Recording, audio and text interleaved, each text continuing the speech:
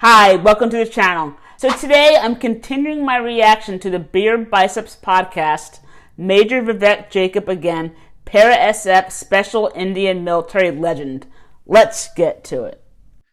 And so ये होता है, these are the prices one pays. तो ये है. How is he looking at life now? Well, बंदा जिंदा दिल है ना, जिंदा दिल है इसलिए वैसा था. And क्या बोलते हैं, he is a person who is full of life and in flow and very simple, heartful, and very open. And from that openness came his courage and things like that. But somehow, it's like your neural network. Some networks got disfigured, broken, and some other formed and things like that. So the perception of his life had shifted about who he is and, how he looks now and how people look at him and what is his use from being a super soldier to being somebody who's, given a cushy, like a simple position, like he's running. There's something called a CSD in the, it's like a canteen where there are various products that, people can buy. It's run by the unit itself. So, that person was given a place there, and from being a super soldier to actually sitting and, just helping people sell t-shirt, selling stuff in the canteen and maintaining records of what's being sold and handling the money and, This kind of sounds like it might be similar to U.S. military BX or PX, which would be a base or post exchange, and that is actually run by AFIs, and you will find them on military installations all over the world. It's just a place where military and their family can shop tax-free. Things like that. So he was quite heartbroken, and he was,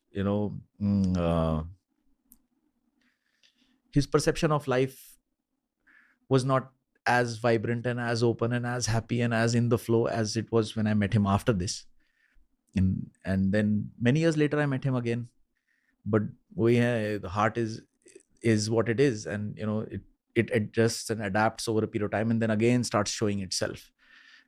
Over a period of time you're able to recover back to who you actually are.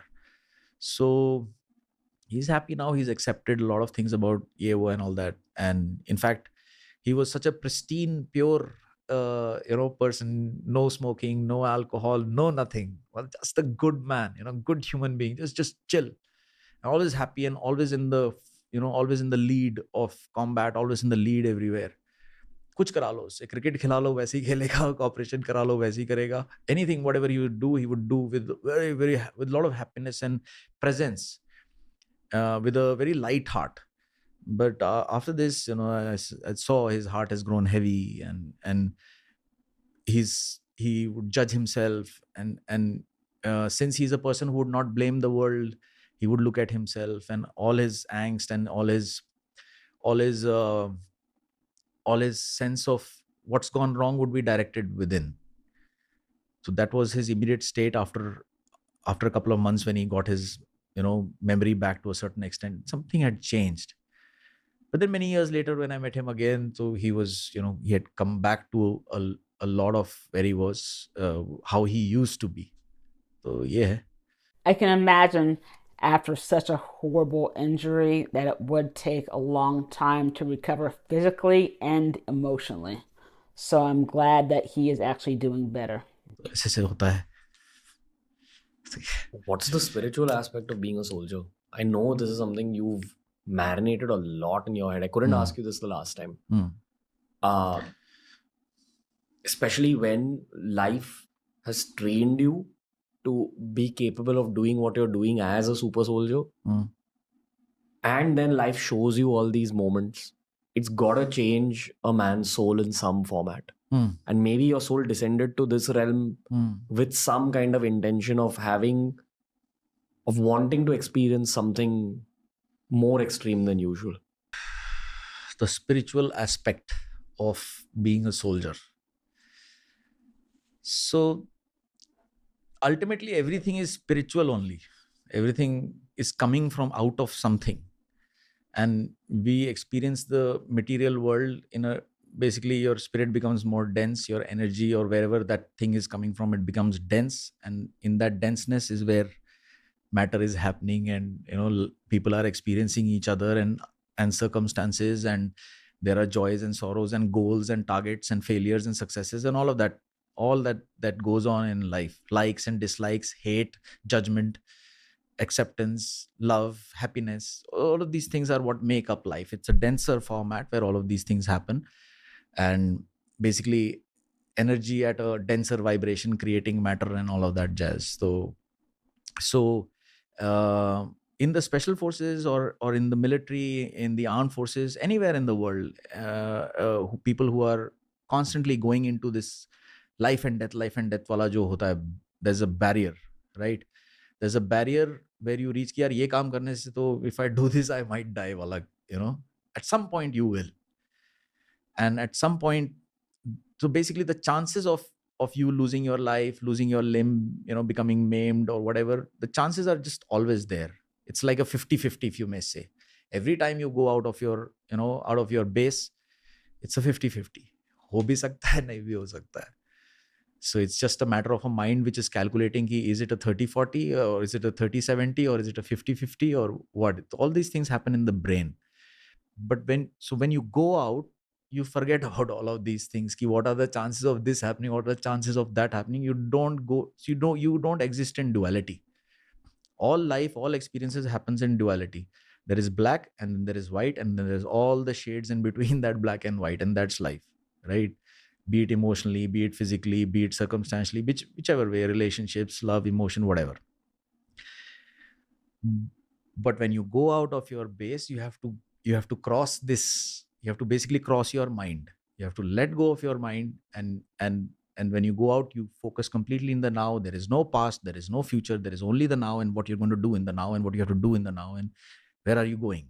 So in that flow state, spirit and matter and all the blacks and the whites and the grays and all of that becomes singular.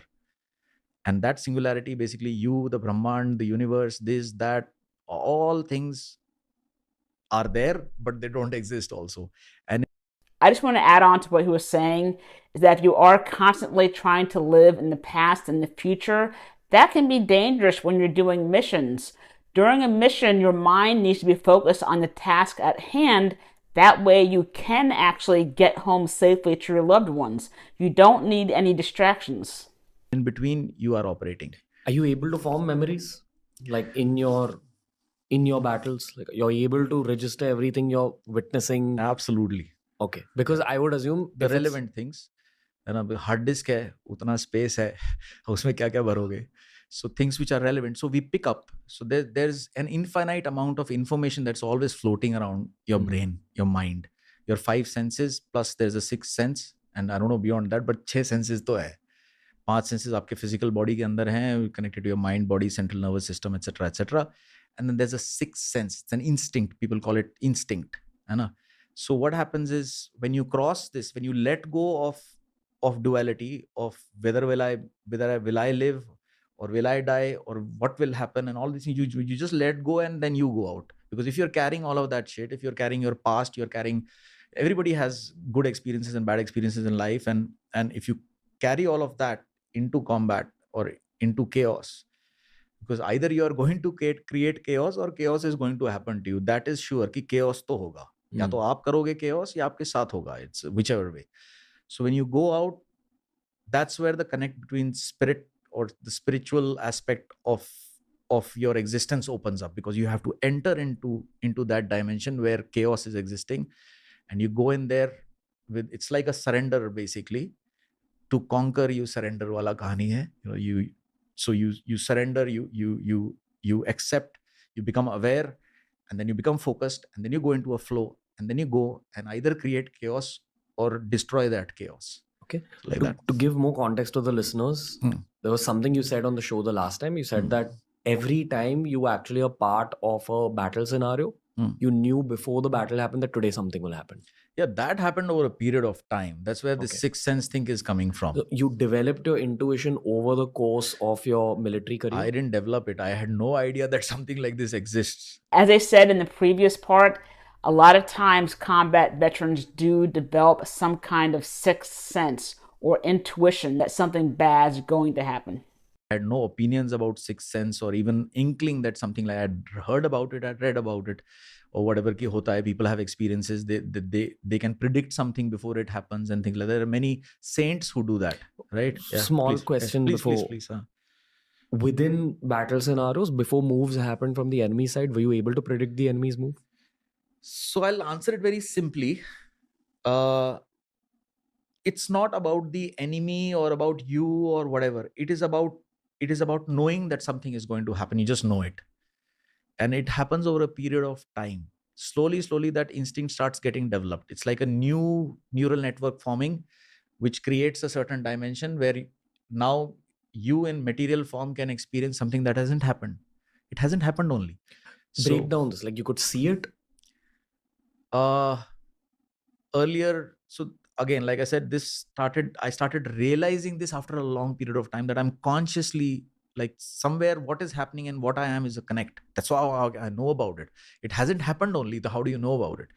So over a period of time, because like I said, you have to surrender to go in. You have to give up all idea of past and future, of life and death, and of love and all the various things that you're carrying in your brain. You have to let go of all of that and completely focus and go in. So when you go into that space is where, the spiritual realm, or I don't know, there's no other way to describe it. But when you go into that space where your आपकी ना बहुत सारी इंद्रियां खुल जाती हैं basically. So you become aware.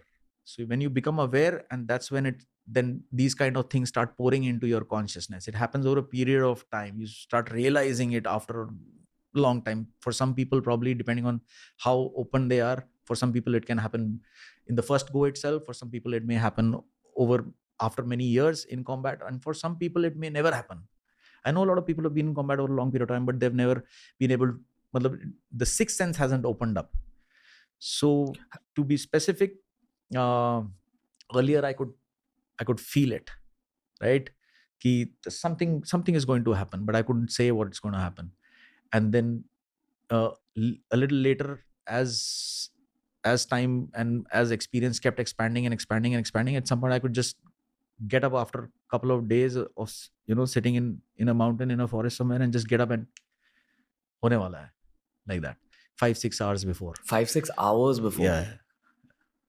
Maybe you're not even in the vicinity of the enemy at that point. Yeah. But you just knew 5-6 hours before that the information would just come to your mind. Yeah, you just get it. I'm going to try comparing this to a very civilian scenario. As a content creator now, 8 years in, if I'm using Instagram Reels, and I use Instagram Reels because it's my fuel in order to create content for the future, which is going to pay my bills going forward. Roger that. Okay? So I'm using Instagram Reels. I hear a song, I close my eyes, and I think of exactly what I want the content piece to be around that song. And I know that, if I just saw this visual in my head, I know it's going to do well. And that's the closest I've come to experiencing intuition within my own work field, and I can feel it building over time. Efficiency. As in?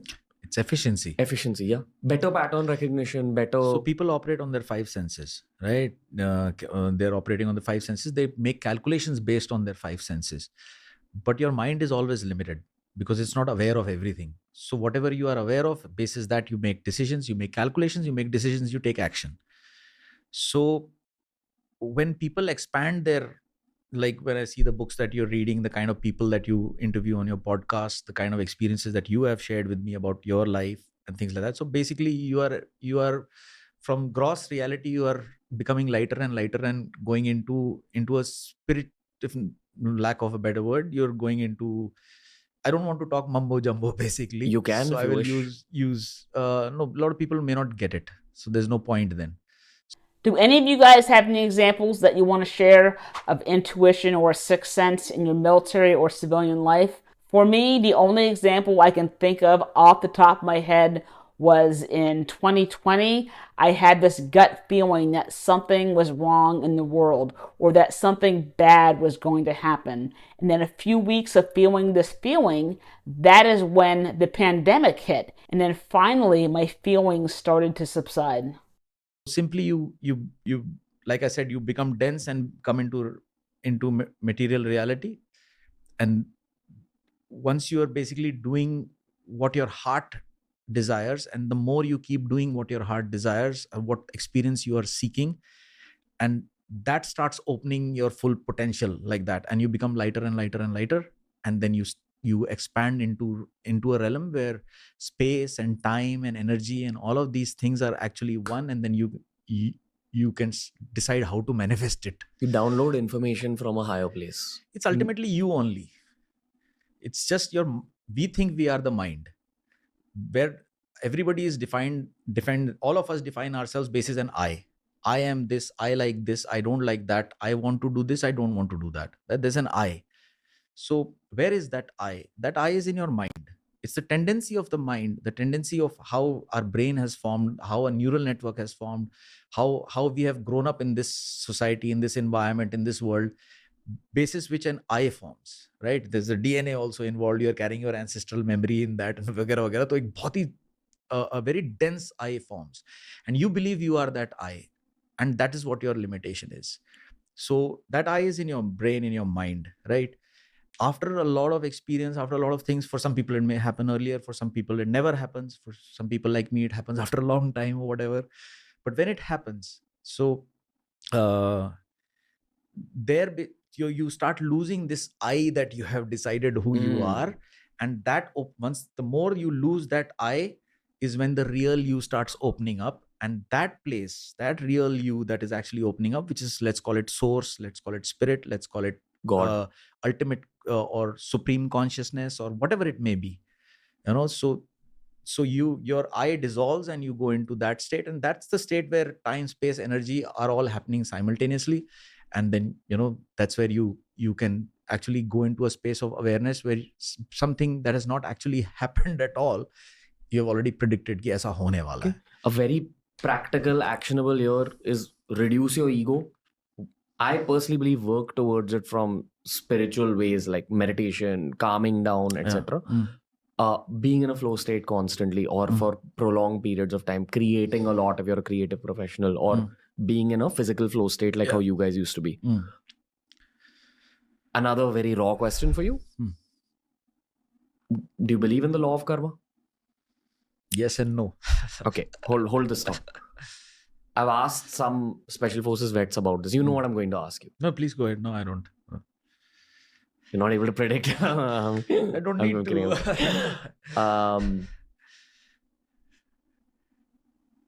What is the karma of taking another human being's life when your duty is to take another human being's life? So all of this is my opinion. Sure. My opinion based on the experiences that I've had, and the reason why I'm sharing it is so that hopefully people can relate to it, and maybe it may do some good in life. So karma is as far as I'm concerned, or what I have understood, is simply this, that karma exists for those whose neural network is formed like that, and for them karma is real. Cause and effect is real. It is real. But for people who have, or consciousnesses which have zoomed out of that, for them karma is not real. It is an illusion like everything else. Real illusion. So for that which is for that consciousness which is denser and which is steeped in this, for lack of in Maya, right? So whichever consciousness is which is dense and limited and pointed, and it's there, for them karma is real. They believe in it, they understand, and everything in this material world does operate on cause and effect. So a lot of people who believe in karma, and it's like a losing battle. This is a world of karma.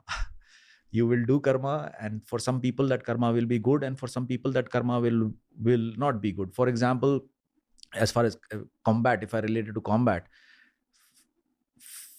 for one person, from one perspective, the other person is an enemy, right? From that enemy's perspective, I am also his enemy, right? And uh, uh, and then there's a third person who will say that, oh, that guy is a hero and that guy is a villain, right? And then there'll be other person from that fellow's country will say, no, that guy is a villain and that guy is a hero. So it's a perception. Karma is also ultimately a perception. So basically, what is reality? Reality is what you perceive, what your individual consciousness, how it adds up. It's like you can put put the same set of colors, let's say 3 colors, blue, green, red, and the same paintbrush, and you can give it to 3 different people and they'll paint 3 different pictures. Okay, so karma is like that. Do soldiers have this personal question to themselves at any point? I'm sure there are some who might. There must be some who might, right? And at some point, like even I had a thing at some point I had no thought of karma or no knowledge of karma or anything like that. I just used to do what needs to be done. Duty. Yeah, that's where life has brought you, or what you have chosen or whatever, and then you are there. And then at some point, you realize ki yaar, when you look at the world and you come and you reflect back on your life and you digest what has happened, and then in new light, like you said that when we met the last time, you were raw, you were growing to a certain point. And today, from there when we met last time and today where we are, you have a very different perspective about life, right? It's just more evolved, more open, more flow. You're lesser of a personality involved, and yet there is more of you which has come out, right? So similarly is it's like that. There are people who carry regret and guilt and things like that for a variety of reasons in life. Special forces soldiers or military soldiers may carry it for some reasons. People in the civil world may carry it for some reasons or whatever. But ultimately, it's a perspective. Everything is a perspective, and your perspective is your reality. That's it. So 2 questions. 1, do you believe in karma? And 2, how do you define it? I personally believe in karma, and I think the simplest definition is you receive everything that you put out into the universe and the world. And one more thing, if you are getting any value from this podcast, then please go ahead and smash that like button. I honestly feel so. Like our podcast has not even begun yet. This conversation has not begun yet. Mm-hmm. Partially because after a very long time we're doing an English military podcast. Okay. And a lot of our newer audiences have probably not seen our old stuff. Which is why before we move forward into the show, there is a topic I always discuss with Special Forces vets, and that's animals. I feel you'll have an extremely different relationship with wild animals as compared to people on CV Street. What is CV Street according to you? What is different profession? That's all. Okay. With different goals, different targets, different experiences. Non-armed forces. Yeah, the nature so in the armed forces, it's purely about destruction at the end of the day, and destruction because destruction create that ability to destroy. When it is exercised, ability is there, right? With the standing army that India has, and with the standing armed forces that India has or any nation has, it's a capability to destroy the enemy or destroy something or this or that. So and then that capability is exercised sometimes, but it's all about destruction, and that destruction is the other half of creation, right? So but in the CV Street there's a mix of everything. You don't go around destroying things, make things or whatever I say. I don't think people on CV Street understand how in sync with nature armed forces personnel are. Like y'all are so much more out there. And in some ways, y'all are living the kind of life that the human body and mind and soul is possibly meant to live, which is actually out there nature, away from cities. Let's begin this tangent with a story you had once told me about a bear that you had come across. You told me this the last time I was in Auroville. It was the first time I was ever speaking to a Special Forces vet, and it blew me away. So let's give it to the audiences as well. कुछ नहीं है. So you are like when you come in the city street, when you come to your office spaces or in the buildings and in the cities, there's no wildlife here, like especially no wildlife that can kill you, like a leopard or a bear or whatever, चिड़िया चिड़िया होगा, there'll be some birds and this and that, maybe some dogs and this and that. One exception would be polar bears in Canada. You will see them actually running around certain Canadian towns and probably Alaska too. That's about it. And that too, you're so busy in your life that you generally don't have time for observing a bird or observing a dog or something, seeing what its life is like that and things like that. But the nature of our work in the army, in the military, in the armed forces, especially in the special forces, you're always out there in midst of raw nature. It's like just raw. उसके आगे कुछ है नहीं, मतलब वहाँ पे मतलब wild life film makers भी नहीं आ रहे हैं. Really? Yeah, because it's a combat zone. And combat zone is happening in these kind of areas, high altitude mountains and deep forests and things like that, away from civilization, है ना. So away from civilization, and as it is, cities have such expanded and humanity has expanded where we have chopped up our forests and we have, created a different reality other than nature. And so all this wildlife doesn't have space to stay here, so it concentrates itself into forests and things like that, whichever is left. So our work is there. So since our work is there, we are operating in the same space where wild animals are there. Nature in its full form is there. You're midst of nature, and in not only just physically, but you're or it takes time to understand this. Like for us, it took me a long time to reflect back and understand how it is happening.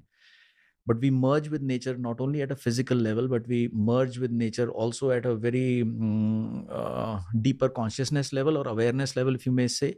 So because all life has awareness in it, right? It's different levels of it, different approaches to the same consciousness. So the first time I experienced it was these are all reflections. उस time पे कुछ नहीं चल रहा होता है.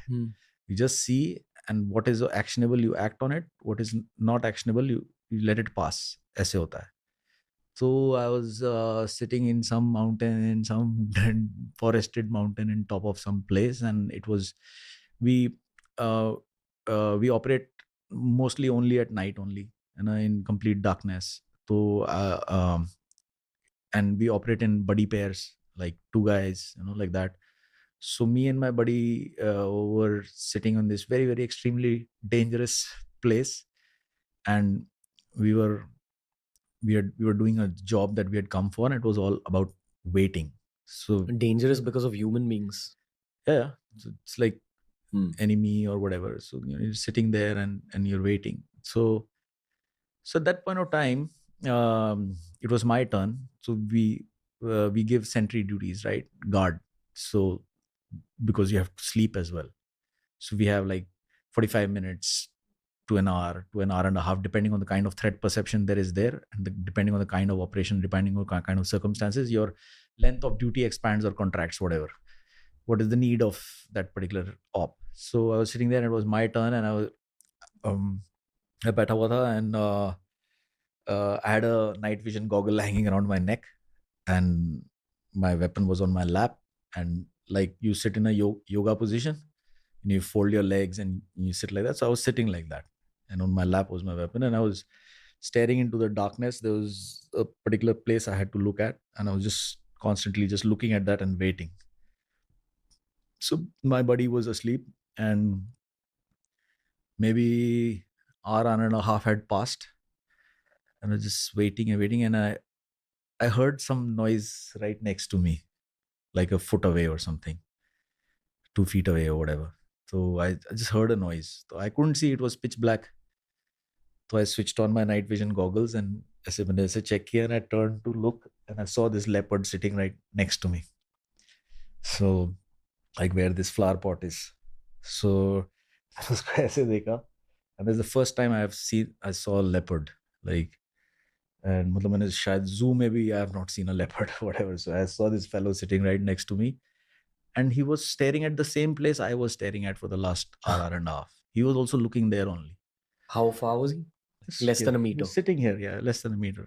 So leopards are the master of stealth, and I'm very curious to know just how long the leopard was there before he even noticed him. I mean, that is scary, but considering that the leopard was actually sitting or lying down, then that meant that he felt comfortable and he did not see Jacob as a threat. Just sitting there. He was sitting on his haunches and he was upright and he was just sitting and he was just looking at where I was looking. One leopard next to another leopard. I don't know, one animal next to another animal.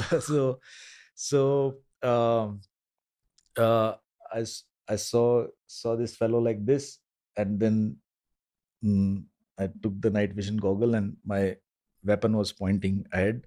So I turned my weapon's barrel towards this fellow and switched the safety off and put my finger on the trigger and waited.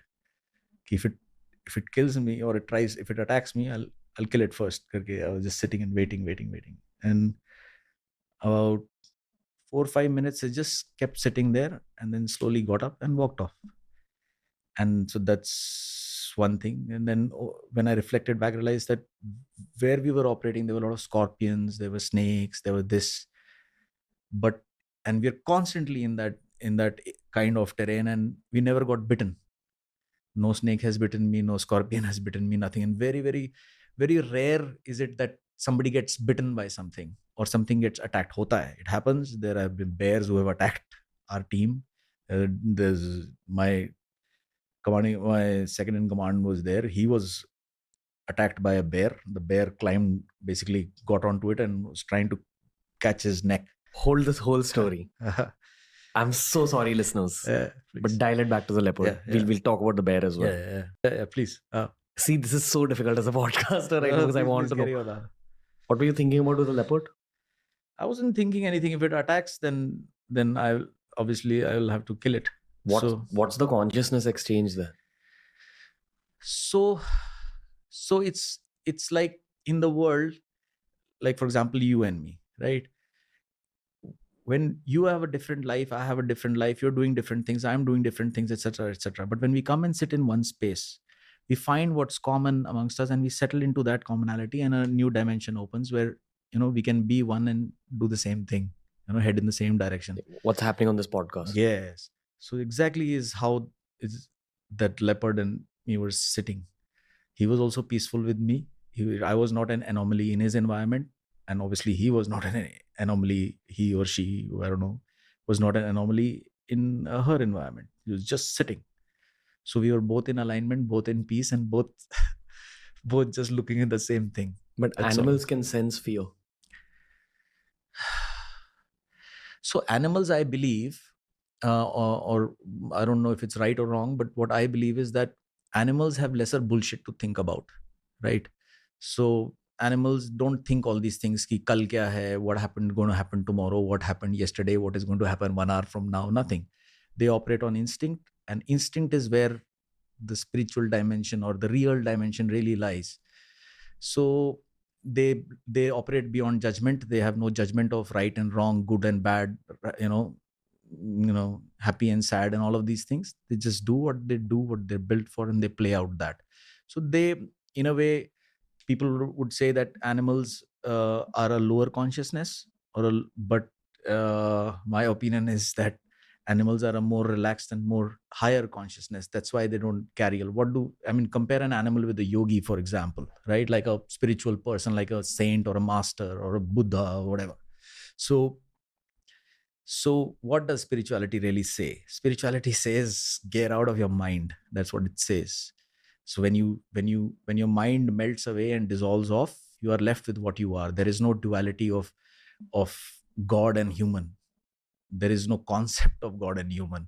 It centers out into what you are, and then that opens up new realms of magic and dimensions and vagera vagera. And so animals also don't have too many thoughts, I suppose. They are operating on instinct. So they don't. Where does the so-called Maya or the Matrix or whatever lie? It lies in the mind, and it is made up of thoughts. Those thoughts lead to actions, and duality manifests itself into matter as per the kind of thoughts and actions you take. So that's where mind creates matter, or mind creates circumstances, and how those circumstances align and are designed, etc., etc. But animals don't operate like that. Like, animals don't think, they know mind. Right? So what is, there is no duality. What is. So that's how animals are. And when special forces and soldiers, when they are in combat, there is the more advanced, the more experienced an SF guy, you would find him in the moment, Calmer. not thinking, because thinking is where tensions lie. Thinking is where limitations are. Thinking is where construct is. Thinking is where the framework or the prison or whatever is of your That's own. Yes, so true. yeah. So and so in that particular case, since I was also not thinking, in the leopard was also not thinking, and we were just very much immersed in not only the physical surroundings but in the now of the moment itself. So there was a peace. He was sitting doing his thing, I was sitting and doing my thing. And in fact, probably if I think of it, animals like that don't come so close to human beings. But like an SF soldier, if you see, you would not have taken bath for weeks, though 2-3 weeks you have not cleaned your body, you have not brushed your teeth, you have you have sweated so many times, and the smell of the forest itself and everything. So you basically, you are going into your natural state, and you align with nature, you align with the forest itself, you start smelling like the forest. So you're a familiar smell to the animal. So what do you believe? Do you think that animals actually can sense human emotions such as fear? Me personally, I completely believe that. I think that animals are able to attune to what we're feeling, especially certain species such as dogs. Anyway, thanks for watching, and once part 3 is up, I'll put it right here.